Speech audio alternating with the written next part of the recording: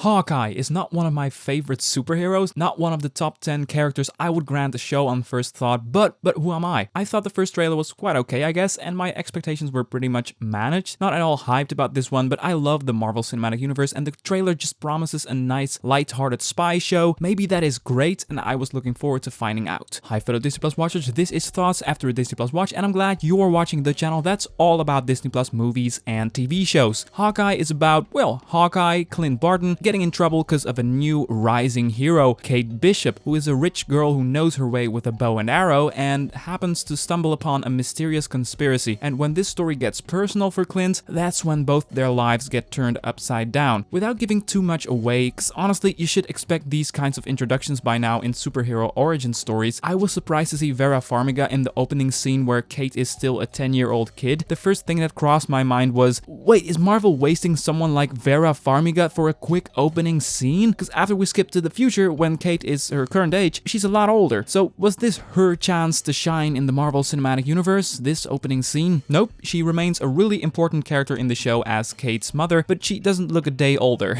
Just something that was very noticeable, but hey, her hair is different. Sorry, I don't really want to make it this kind of a review. No, apart from this casting error maybe, and 2 lines of dialogue that are dubbed in post. Yes, actually it's true. There are actually 2 times within these 2 episodes where the mouth is not actually moving and you hear a line. It threw me off a bit. But with those little mistakes put to the side, Hawkeye is exactly what it means to be and is good at doing that. It is a pretty straightforward spy show with a little comedy sprinkled throughout in a Christmas setting. The thing about this that stands out the most to me is that having seen the first 2 episodes, which is 1/3 of the whole thing, is that it really feels like the first act of a movie, just with a little more time. I can honestly totally picture this show like a movie. Shows like What If and WandaVision are completely dependent on the format of being a TV show, but this one clearly isn't. It's the next Marvel movie stretched out into a show, and in these first 2 installments, there is absolutely very little action, but because of the character work, there is absolutely no reason to be bored. We get pretty different characters in Clint Barton and Kate Bishop, but there's one broad theme that is really important for both of them: family. Clint's family life is very healthy. He's finally living the happy life he so deserved at the beginning of the show, and to put that into contrast, Kate's family life is pretty messed up, and she doesn't even know if she can trust her very own mother. Funnily enough, this show is also a will I be home in time for Christmas story, which I found actually quite refreshing for a Marvel property, and I actually giggled when I found out that this is actually going to be Clint's main story, coming home for Christmas, because why not? It's a show set at Christmas time, so it's a no-brainer, I guess. Haley Steinfeld as Kate Bishop is by far the best thing about this show, hands down, in my opinion, and I can imagine that is what most folks would say. Of course, I've seen her in more things, but here she's better than ever, I guess. She draws you in. She embodies a young woman who is skilled and experienced, as well as a little reckless and insecure. She's got it all at the same time, and she's a perfectly believable, entertaining, and layered character. There's a lot of investigating so far in the show, and you know exactly what is going on in her head as she dives deeper and deeper into some family secrets, and I absolutely love her performance so far. Jeremy Renner is good too, but nothing really to add to that. Again, was never so much into Hawkeye, but he does a fine job. But yeah, I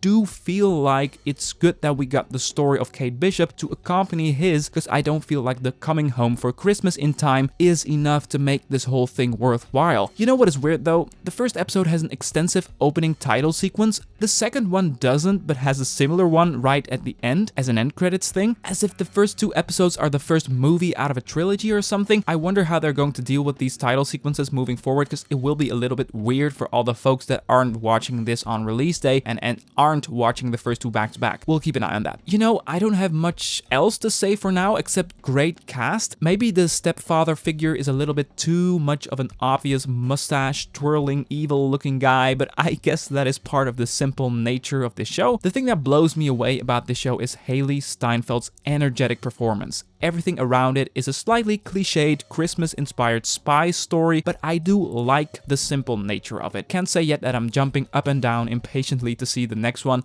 but I do like what I'm seeing. Oh yeah, and Vera Farmiga is always great. always.